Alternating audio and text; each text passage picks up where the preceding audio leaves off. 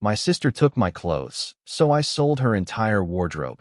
She never saw it coming, and then, after my parents passed away, my younger sister Sophie and I ended up living together in their old house, trying to make things work despite our differences.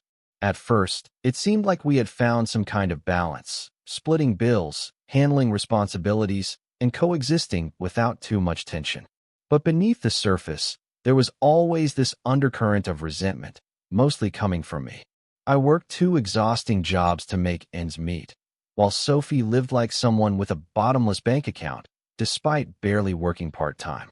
She was always buying expensive clothes, designer handbags, and high-end makeup, while I had to budget every single dollar just to keep my life on track. I didn't consider myself a materialistic person, but I did take pride in the things I owned. My wardrobe wasn't huge, but everything in it had been chosen carefully, either bought after months of saving or gifted to me by people I loved. I had work uniforms that I relied on daily, vintage pieces I had spent years hunting down, and a dress I had planned to wear to a friend's wedding in a few weeks. Sophie, on the other hand, had a different view of clothing. She saw outfits as disposable, something to wear a few times before replacing with the next trend. That mindset, combined with her complete lack of boundaries, had been causing problems for as long as I could remember. Sophie had a habit of taking my things without asking. Sometimes it was little things, like borrowing my mascara or a pair of shoes, but other times it was worse. I'd find my favorite dress crumpled in a heap on her bedroom floor, or notice a missing pair of earrings in a selfie she posted online. It was infuriating, but I had always let it slide because confronting her never seemed worth the energy. I had more important things to focus on, like keeping a roof over our heads and working toward a future where I didn't have to rely on back-to-back shifts just to survive. That all changed when I came home one night, completely drained from working a double shift, and found my room in complete disarray. My closet doors were wide open, half of my clothes were missing, and Sophie was sitting on the couch, casually scrolling through her phone like nothing had happened. When I asked her where my things were, she barely looked up before telling me she had finally done something good for the world. She had donated my clothes to charity. I remember standing there, frozen, trying to process what I had just heard. It didn't make sense. I kept waiting for her to laugh and admit it was a joke, but she just kept talking, explaining how she had noticed I never wore half of them, and figured they'd be better off with people who needed them more. There was no apology, no regret, not even an ounce of hesitation in her voice. She genuinely thought she had done something noble, like she had done me a favor by giving away the things I had worked so hard to afford. I asked her where she had taken them, but she refused to tell me. When I pressed, she got defensive, saying I was overreacting and that they were just clothes. But they weren't just clothes. My work uniforms were gone, which meant I would have to replace them immediately, spending money I didn't have. My rare vintage pieces had vanished, things I had spent years carefully collecting. The dress I had been planning to wear to my friend's wedding? Gone. I did the mental math, and the total value of what she had given away easily exceeded $3,000. I went to my room and locked the door, needing space to breathe before I said something I couldn't take back. But I wasn't just angry. I felt violated. Sophie hadn't just taken my things. She had made a decision on my behalf, disregarding the fact that those clothes had sentimental and financial value. And she didn't care. The worst part wasn't even the money. It was the way she dismissed my feelings, acting like I was the one with the problem. That night, I barely slept. I started calling every donation center in the area, desperate to track down my things before they disappeared forever. Some were helpful, checking their records and offering to let me come in and search. Others had already distributed the items to various shelters, meaning there was no way to get them back. With each phone call, my hope shrank a little more. By morning, I was emotionally drained and furious. Meanwhile, Sophie went about her day like nothing had happened. She went shopping, treating herself to another overpriced outfit, then came home and showed it off on Instagram, acting as if she hadn't just wiped out half of my wardrobe the night before. She hadn't apologized. She hadn't even acknowledged what she had done beyond telling me I should be proud she had done something charitable. That was when it hit me. Sophie wasn't going to learn anything from this. She wasn't going to feel guilt or regret. She was going to keep taking, keep disrespecting, and keep walking all over me until I put an end to it. Sitting in my half-empty room, staring at the space where my clothes used to be, my eyes landed on the locked storage chest in the corner. It had been sitting there for years, holding things I didn't use often but couldn't bring myself to part with. In that moment, an idea formed, a way to make Sophie understand exactly what she had done to me. It wasn't about revenge. It was about teaching her a lesson in the only way she would understand, by making her feel what it was like to lose something that mattered. Looking back, I never could have predicted how much this single decision would change everything between us. I thought I was just standing up for myself. I didn't realize I was about to start something I wouldn't be able to undo. Sophie never noticed the damage she caused because she had never experienced true loss before, never felt what it was like to have something taken from her without warning. She had grown up thinking that if she wanted something, she could have it, and if she didn't want it anymore, she could toss it aside like it had never mattered. It was a pattern she had repeated for years, cycling through new clothes, new trends, new luxuries, without ever stopping to consider the effort or money it took to acquire them. The only way she would ever understand what she had done to me was if she was forced to go through the same thing herself. The moment Sophie left the house that afternoon, I went into her room, stepping carefully over the mess of clothes, shopping bags, and accessories she had strewn across the floor. It was chaos, an overflowing sea of designer labels and trendy outfits, some with the tags still attached, others barely worn before being discarded into the pile of forgotten things. She had so much that she didn't even realize how much of it was wasted, how many pieces she had bought on impulse only to shove them aside when something newer caught her eye. I started by going through her most expensive items first, carefully cataloging every designer bag, every limited edition shoe, every overpriced jacket she had once treated like a prized possession. It wasn't just about the money, it was about what mattered to her. The things she posted about constantly, the things she showed off online, the things she loved to flaunt in front of her friends.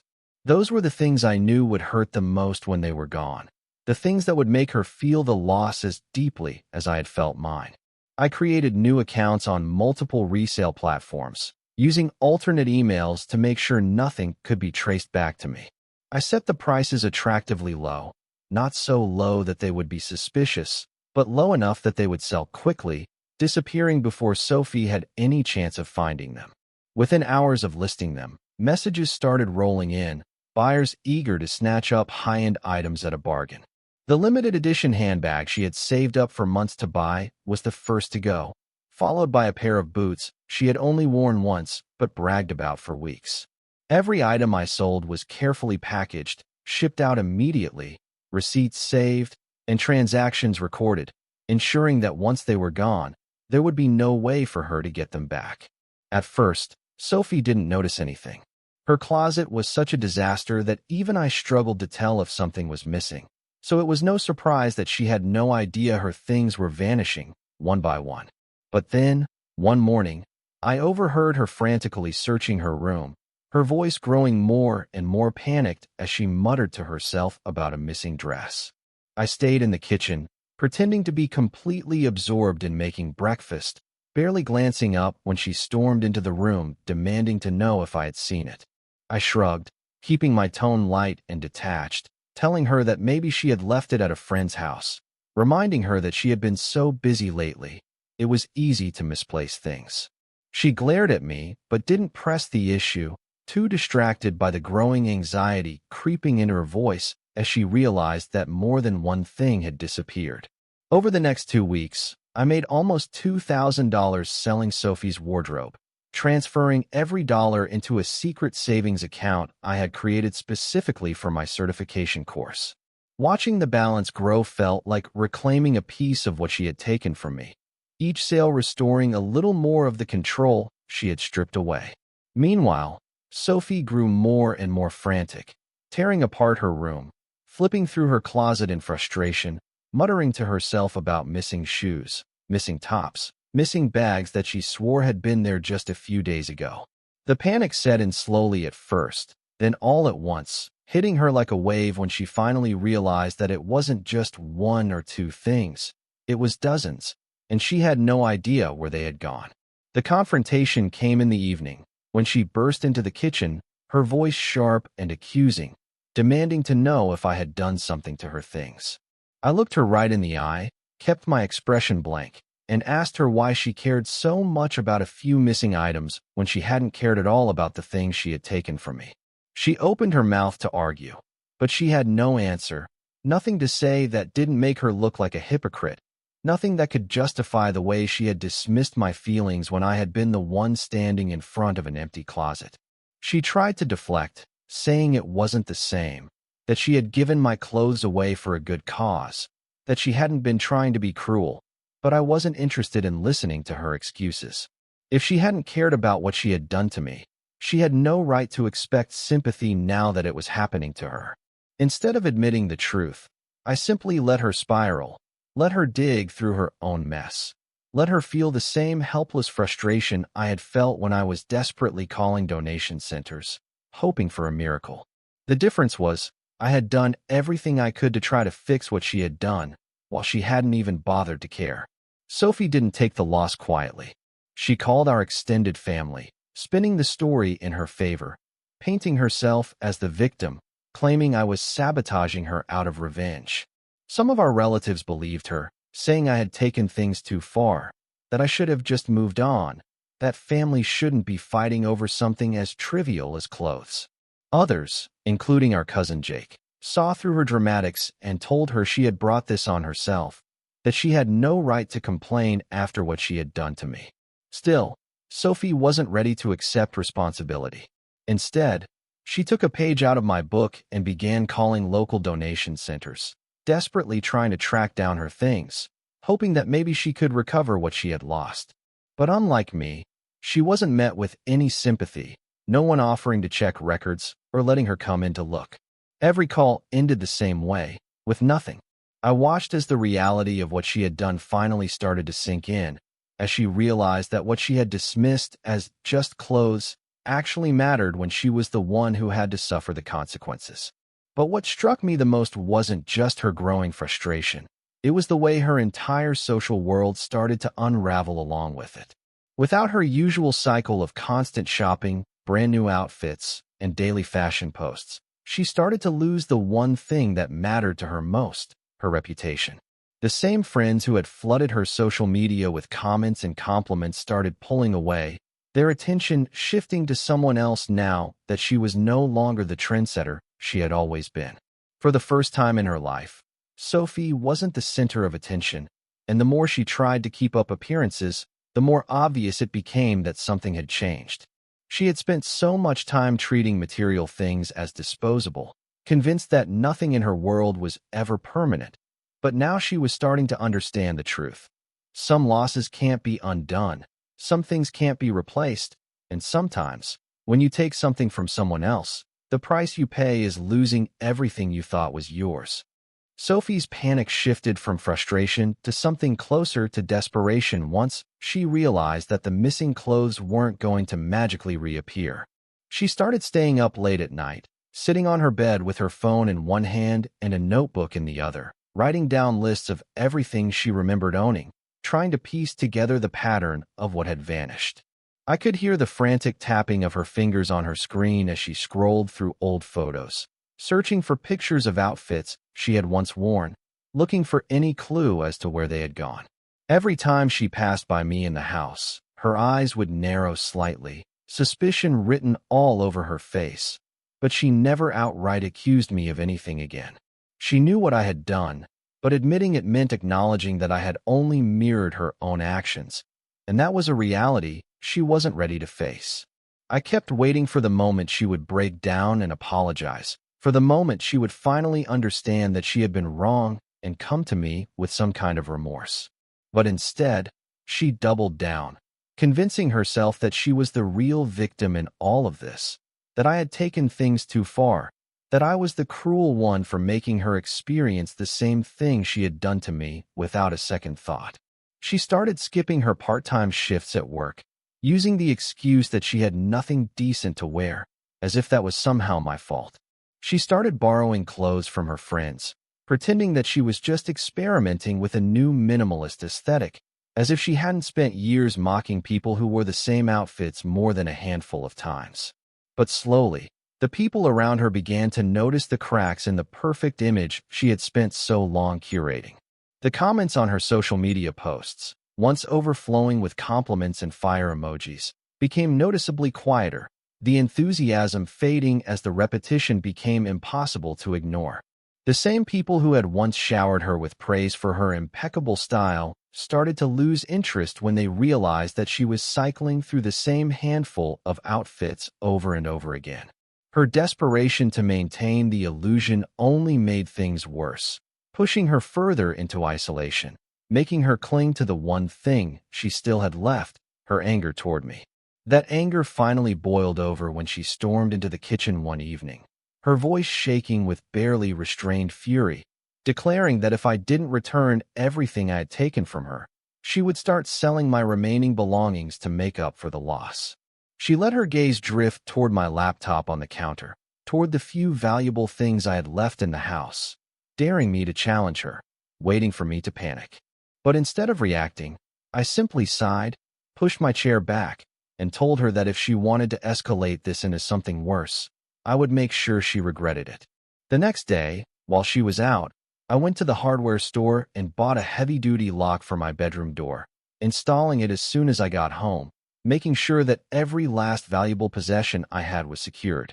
I locked my work laptop, my remaining clothes, my important documents, and anything else she could possibly try to take inside my storage chest, tucking the keys safely into my bag so that she would never be able to touch my things again. When she came home that evening and discovered the lock, I could hear her trying the handle, rattling it in frustration, cursing under her breath before stomping away and slamming her own door behind her. The tension between us escalated until it was unbearable, until every interaction felt like walking through a minefield, until neither of us could stand to be in the same room without it turning into an argument. She refused to take responsibility, refused to acknowledge that I had only done to her what she had done to me first, refused to admit that her own actions had set everything into motion. Instead, she turned to our extended family, calling for a family meeting, framing it as an intervention, claiming that I had created a toxic environment in the house and that something needed to be done about it. I agreed to attend, not because I believed anything productive would come from it, but because I wanted to see exactly how she planned to twist the story to make herself look innocent. We met at our Aunt Margaret's house, where most of our family had gathered, some clearly uncomfortable with the whole situation, others ready to pick sides before even hearing both versions of events. Sophie wasted no time launching into her speech, painting herself as the victim, emphasizing how much she had lost, how unfair it was, how cruel I had been to take away the things she had worked hard to buy. She cried. She played up the emotions. She made it seem like I had done all of this out of pure spite, without ever mentioning why I had done it in the first place. When I finally spoke, I didn't bother with theatrics. I laid out the facts, how she had stolen my belongings, donated them without permission, dismissed my feelings, and refused to take responsibility. I explained how she had brushed off the financial impact, mocked my frustration, and ignored me when I tried to fix the situation. I made sure everyone in that room understood that I had only ever reacted to her actions, that I had never intended to be cruel, that everything I had done had been a direct reflection of what she had done to me first. The room split in two. Some family members immediately sided with me, understanding that Sophie had been the instigator, that she had no right to complain after she had been the one to cross the line first. Others, like Aunt Margaret, insisted that I had gone too far, that I should have been the bigger person, that family wasn't supposed to do things like this to each other. But the one thing that became painfully obvious was that no one was completely on Sophie's side anymore. Even the people who believed I had overreacted weren't defending her actions, weren't justifying what she had done, weren't pretending that she was innocent in all of this. That realization hit Sophie harder than anything else. She could handle losing material things. She could handle being angry at me, but losing her social support, her reputation, her status in the family was something she had never prepared for. She left that meeting furious, humiliated that she hadn't gotten the overwhelming support she had expected, realizing that even the people who loved her most weren't willing to completely excuse her behavior. I could feel the shift in the air as we drove home separately, as the last bit of power she had been holding on to slipped through her fingers. But just when I thought she had finally reached the breaking point, just when I thought she might actually take some responsibility for what she had done, she made one last desperate attempt to regain control. One that was even more reckless than anything she had done before. Sophie had never been the type to back down, and I should have expected that she wouldn't just let things go after the family meeting didn't go the way she wanted.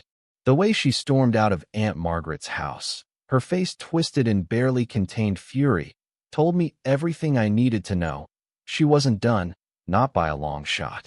She had been humiliated in front of the people whose approval she craved, exposed as the one who had started the entire mess, and she wasn't about to accept that reality without a fight.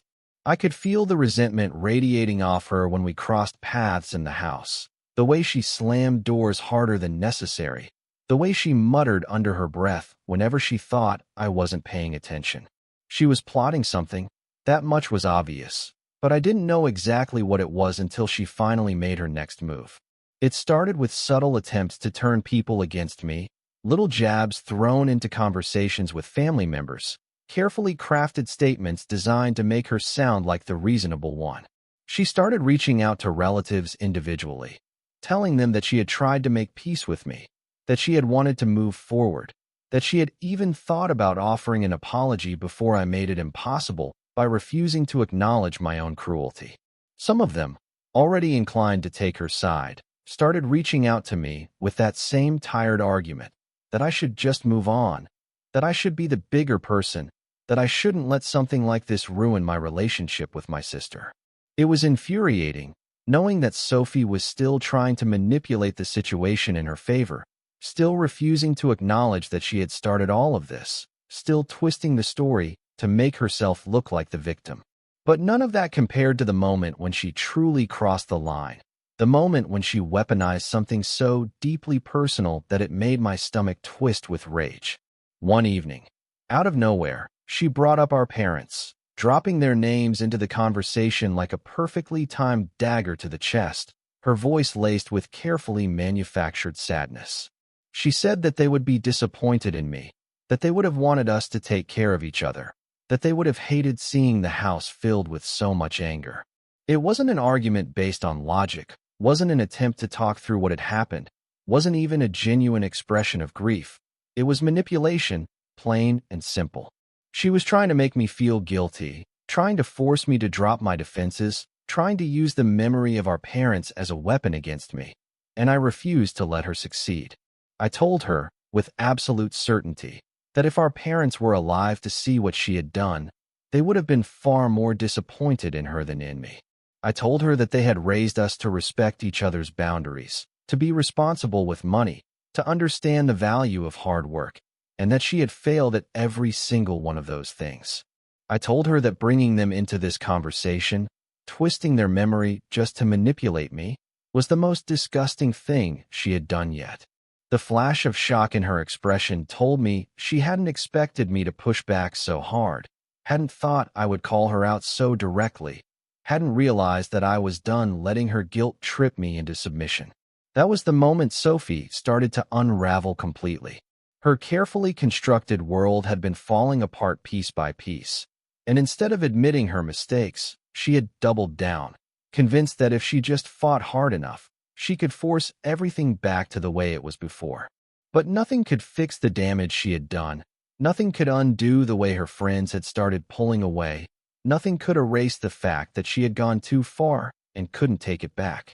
She had been so used to being adored, to having people hang on her every word, to being envied for her lifestyle, that she didn't know how to handle the feeling of being powerless. Her desperation reached its peak when she tried to take legal action against me, an idea so ridiculous that I almost laughed in her face when she threatened it. She stood in the doorway of my room, arms crossed, trying to look intimidating, telling me that she had spoken to someone who said she might have a case for theft. She claimed that if I didn't return the money I had made selling her clothes, she would take me to court and make me pay for everything I had taken from her. The sheer audacity of her standing there, making legal threats, when she had stolen and donated thousands of dollars worth of my belongings without a second thought, made my blood boil. I didn't even bother pretending to take her seriously. I just looked her in the eye and asked her if she had kept any proof, any records, any receipts that showed exactly what I had sold. Her silence told me everything I needed to know. She had nothing.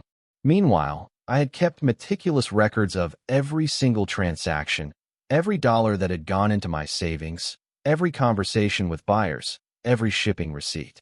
If she wanted to escalate this into a real legal battle, she would only embarrass herself further. Her threats fizzled out quickly after that, but the damage to our relationship was already beyond repair. The rest of our family had grown tired of hearing about the drama, exhausted by Sophie's constant complaints, frustrated that she was refusing to move forward. Some of them stopped responding to her altogether, no longer willing to listen to her endless rants about how unfairly she had been treated. Even her closest friends, the ones who had once showered her with compliments and attention, had started keeping their distance, realizing that the person they had admired so much wasn't as glamorous as she pretended to be. The final breaking point came when she decided to move out, claiming that she couldn't stay in the house anymore because it was too toxic for her to live in. The truth was, she couldn't stand facing the consequences of what she had done, couldn't handle the way her world had crumbled around her, couldn't admit that she had been the one who ruined everything in the first place. I didn't argue with her decision, didn't try to convince her to stay, didn't feel even an ounce of sadness as I watched her pack up her things. I helped her, making sure that she only took what actually belonged to her, double-checking that nothing of mine was slipping into her bags, ensuring that once she walked out that door, she wasn't taking a single thing from me ever again. When she finally left, slamming the door behind her like some dramatic farewell scene in a movie, I let out a breath I hadn't even realized I had been holding. The house felt different without her in it, quieter, calmer, lighter, as if the weight of all that tension had finally lifted. For the first time in months, I didn't feel like I had to guard everything I owned, didn't feel like I had to constantly be on edge, didn't feel like I was living with someone who saw me as an obstacle rather than a sister. Sophie had spent her entire life taking things for granted, her money, her friendships, her family, her reputation, and she had never imagined that one day she might actually lose all of it. But that day had come, and now, for the first time ever, she was completely on her own. After Sophie moved out, the house felt like an entirely different place, as if a storm had finally passed and left behind an eerie stillness. I hadn't realized how much space she had taken up, not just physically, but emotionally.